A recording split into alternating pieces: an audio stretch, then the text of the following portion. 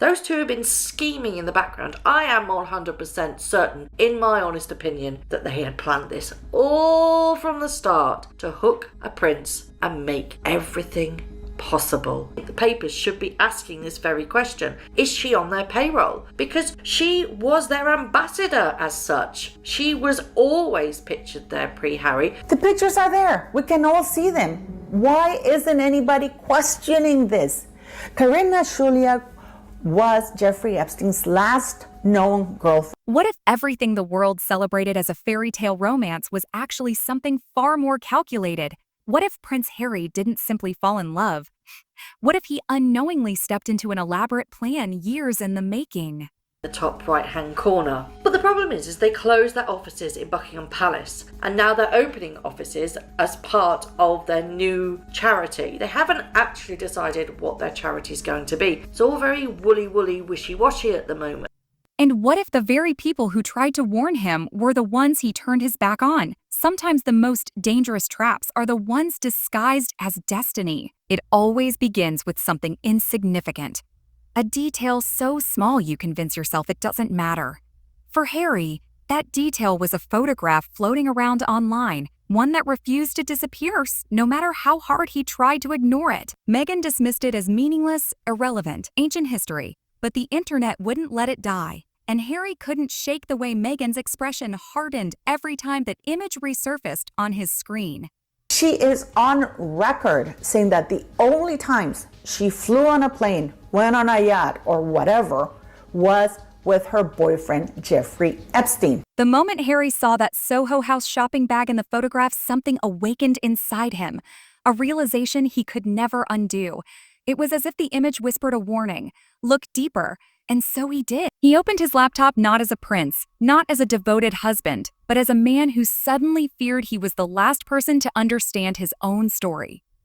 With trembling hands, he typed 3 names that would drag him into a far darker reality than he ever imagined. Soho House, Marcus Anderson, Meghan Markle. Now, where they are basing themselves, the operation advertises itself as a workspace for creative thinkers, with a global community made up of Soho House members and people for creative industries who work and collaborate together in spaces that are designed to inspire. The moment those search results appeared, Harry felt ice flood his veins, the kind of chill that comes when you realize you've walked into a story that began long before you arrived. Page after page revealed Marcus not as the charming social connector Meghan had described, but as a master architect of power and influence. He didn't simply attend elite gatherings. He orchestrated them, curating connections like a gallery curator selecting priceless art.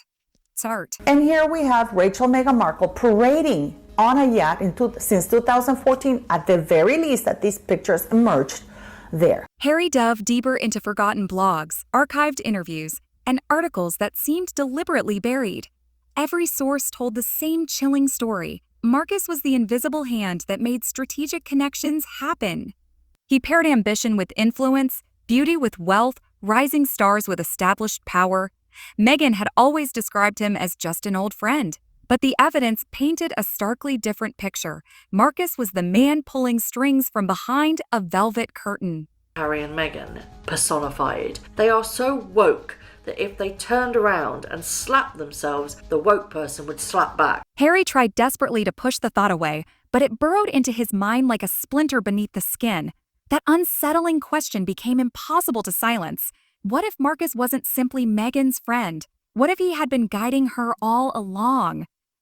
The word handler appeared in Harry's thoughts uninvited, and once it arrived, it refused to leave. On how Meghan relies so heavily on Marcus Anderson. And it does make me wonder what on earth Harry thinks of all this. Is he quite happy that this relationship has been instilled in Meghan and Marcus? Harry leaned back, rubbing his exhausted face as he replayed every interaction he'd ever witnessed with Marcus. The privileged position at their wedding, the VIP access at exclusive events, the way Marcus always materialized in Meghan's orbit like a well-tailored shadow.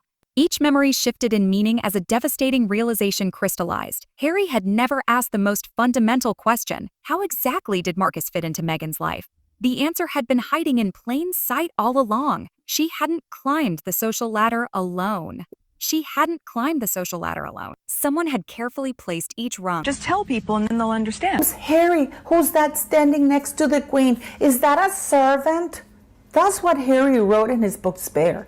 At this point in time, I really have to question his mental acuity. How stupid is this man that he actually believes it? Or is it that he wanted to believe? The more Harry examined the timeline, the more undeniable the pattern became. Marcus had known precisely where Harry would be for years, long before Meghan entered the picture. Polo matches, charity galas, private club gatherings, Meghan was always somehow one introduction away from Harry's world.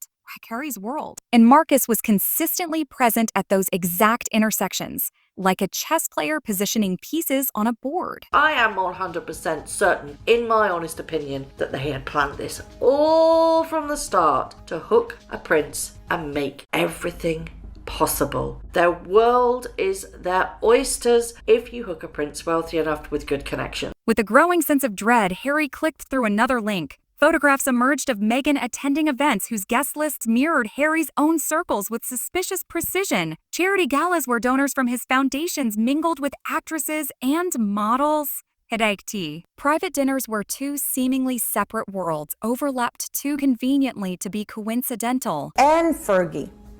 Meghan Markle, when she came to Toronto, isn't it odd that when she arrived here in Toronto at the end of 2011 or in 2011? What shook Harry most profoundly wasn't the photographs or the whispers, or even the disturbing handler theory. It was the mathematics, cold, objective, undeniable mathematics. He remembered Meghan's lifestyle before they met.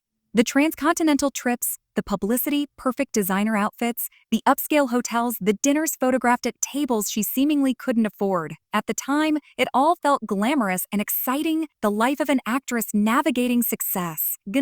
But now, staring at cost breakdowns and financial realities, Harry saw something deeply alarming. None of it added up. They even went there on their first date. And can you remember the, my friend is so amazing, Daniel Martin, the makeup artist? He plugged Soho's crockery on his Instagram while implying that he was with Meghan. Harry knew her suit's salary. He understood credit card limitations.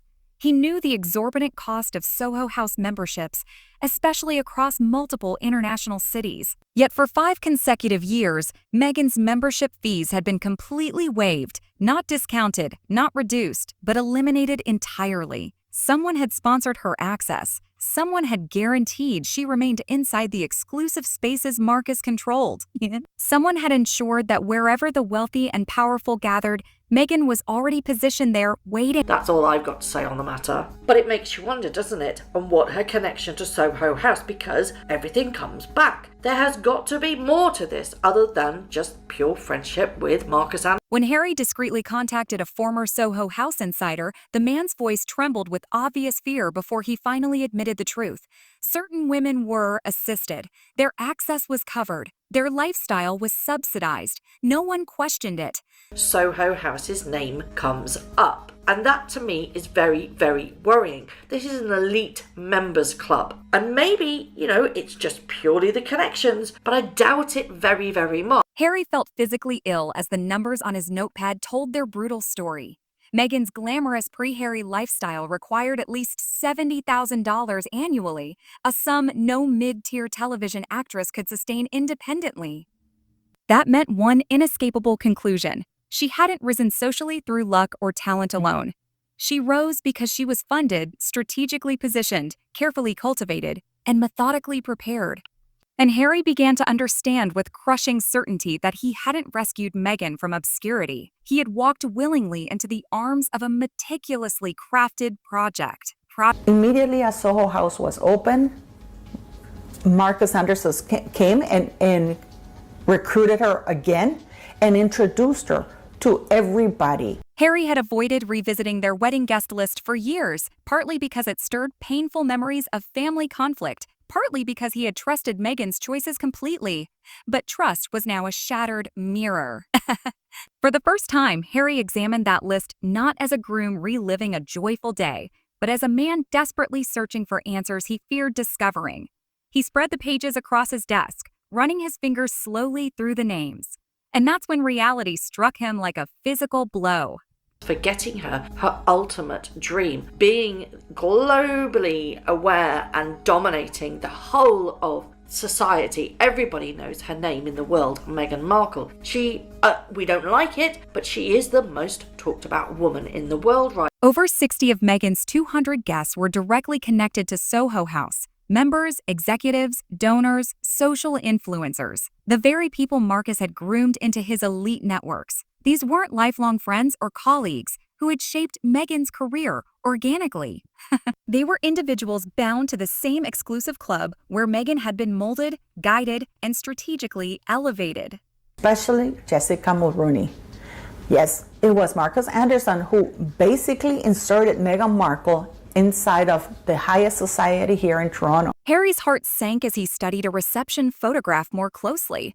Marcus stood surrounded by 4 Soho House executives, all smiling with unmistakable satisfaction, not the warm smiles of proud friends, but the calculated expressions of strategists admiring a flawlessly executed blueprint. Not one person from Meghan's side appeared surprised that she had married a prince. They looked satisfied. Harry leaned back as bile rose in his throat, a horrifying thought settling into his consciousness. His wedding hadn't been a celebration of love. It had been a networking summit, a triumphant gathering of every person who had engineered Meghan's ascent.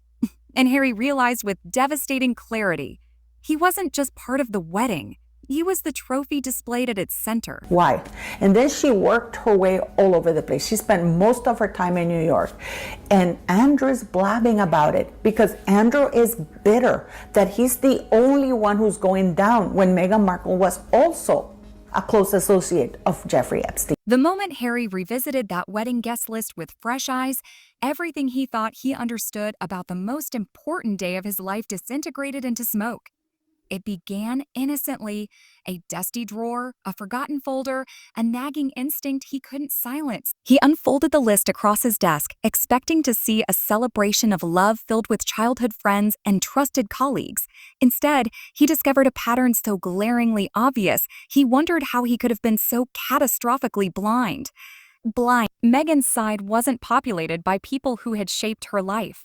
It was filled entirely with people who had engineered her rise. Wanted to call Meghan Markle as a witness, and she said it was exactly because Meghan Markle was a close past associate of Prince Andrew. Everywhere Harry looked, he found names tied to Soho House, the private network Marcus Anderson controlled with surgical precision. Marcus himself occupied a front row seat. Jessica Mulroney appeared positioned like royalty. Misha Nu, who had supposedly arranged their blind date, sat prominently. Serena Williams was another fixture. Executives, investors, regulars, social operators, people appearing in old yacht photographs and exclusive events, all woven seamlessly into the guest list as if the wedding were less a union of 2 souls and more a carefully curated summit of strategic influence. Why isn't the press calling this out? I'm asking you. Because it's no coincidence. Virginia Giuffre did know Meghan Markle and knew her very well. Harry grabbed a highlighter and began marking each Soho House connection methodically. By the time he finished, over 60 names glowed in neon streaks, forming an intricate web of power and strategy that made his stomach twist violently. Then he saw the photograph again, Marcus raising a champagne glass with 4 Soho House leaders, looking exactly like generals celebrating a completed military operation. Harry finally understood the truth he had desperately avoided for years. He didn't just marry Meghan. He married the entire network that had built her.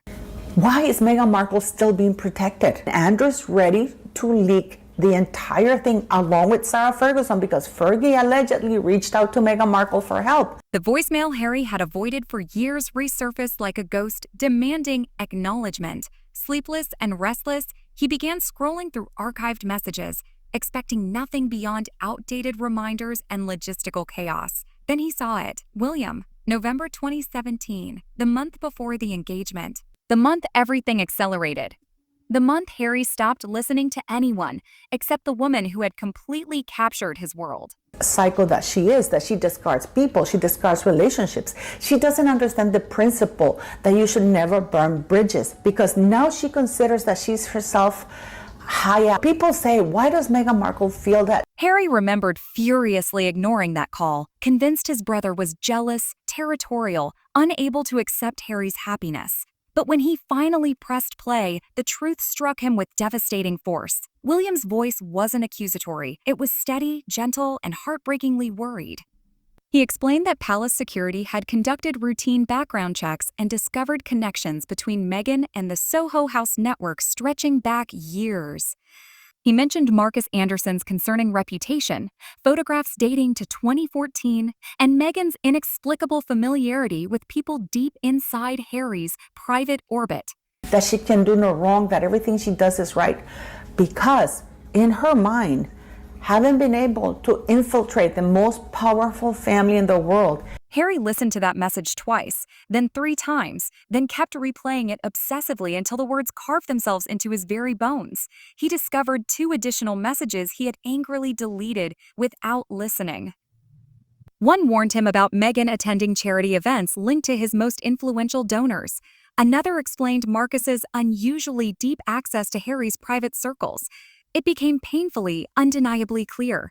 William wasn't trying to sabotage Harry's happiness. He was desperately trying to protect him. Harry didn't break loudly. He didn't storm into rooms demanding explanations or unleash fury on the walls around him. His breaking point arrived in silence, the suffocating kind that settles over a person when their cherished illusions finally dissolve completely. After hearing William's voicemails, revisiting old photographs, and re-examining archived interviews, he sank into a numb stillness that frightened even him. For days, Harry moved like a hollowed-out version of himself, eating without tasting, reading without absorbing, breathing without feeling truly alive. For every time he replayed the past in his mind, something new fractured open. He rewatched Meghan's early interviews and saw rehearsed charm instead of spontaneous affection. Old photographs no longer looked like fortunate coincidences. They resembled calculated strategic placements. Conversations he had dismissed as harmless now sounded like carefully rehearsed scripts delivered with perfect timing. Were it not for the fact that the royal family's standards had fallen so low. Because had they had these standards like 40 years ago, Meghan Markle would have not been anywhere near anybody. She wouldn't have been allowed anywhere. Harry began questioning everything. Not in explosive anger, but in quiet devastation. Had Meghan ever looked at him with genuine affection, or had she been performing? Had she discovered their shared values naturally, or had someone briefed her beforehand? Even the way she comforted him during vulnerable moments suddenly felt too polished, too precisely aligned with exactly what he needed to hear. One night, sitting alone in the dim light of their living room, Harry whispered a question into the oppressive silence. Did any part of this ever come from the heart? No answer came, but the silence was louder than any scream. In that crushing moment, Harry felt something he had never experienced before. Not betrayal, not heartbreak, but the suffocating certainty that he had been strategically played. The most painful truths are the ones that rearrange your entire existence in a single devastating moment. Harry's realization didn't strike like sudden lightning. It seeped into him slowly, steadily, relentlessly, until he could no longer pretend the cracks weren't gaping wounds. He revisited every milestone of their relationship. The supposedly accidental encounter, the blind date arranged by Misha Nonu, the perfectly aligned interests, the steady stream of introductions that occurred at precisely the right moments with exactly the right people. He replayed it like a film, only this time he finally saw the strings. Near the royals, but because of what the state that the royal family is in. Meghan hadn't just magically appeared in his life. She arrived with surgical precision, carefully curated by a network that understood his emotional vulnerabilities better than he understood himself. The narrative he had believed, the charming American actress swept into a fairy tale royal romance, now looked suspiciously polished. Too perfect, too orchestrated. It was the kind of story producers meticulously craft, not the kind couples naturally live. Doesn't understand that she is in a lot of danger for her. Once her lies get exposed, that's game over. And the people who hold her secret, other than Marcus Anderson, is Prince Andrew and Fergie and Eugenie. Harry recalled a night early in their relationship when Meghan recited deeply personal details about him with uncanny, almost eerie accuracy. At the time, he thought it was beautiful serendipity, proof of their destined connection. Now he wondered with a sick feeling if it had been careful preparation. He remembered how effortlessly she navigated aristocratic circles and high-level philanthropic events. He once admired her remarkable confidence. Now he recognized it as professional training. Everything aligned too neatly, too conveniently. Meghan's connections, her impeccable timing, her insider information. This is no coincidence that there's such quietness around these news, because they're so explosive, but at the same time, they're so obvious. All of it pointed to a truth Harry had spent years desperately refusing to consider. He wasn't simply a man she loved. He was an opportunity she had been trained to recognize. Harry's nights are no longer peaceful. Sleep arrives in fragments, shattered by questions that scratch at the back of his mind like ghosts, refusing burial. He lies awake, staring into darkness, obsessively replaying every moment with Meghan, desperately trying to separate authentic reality from calculated performance.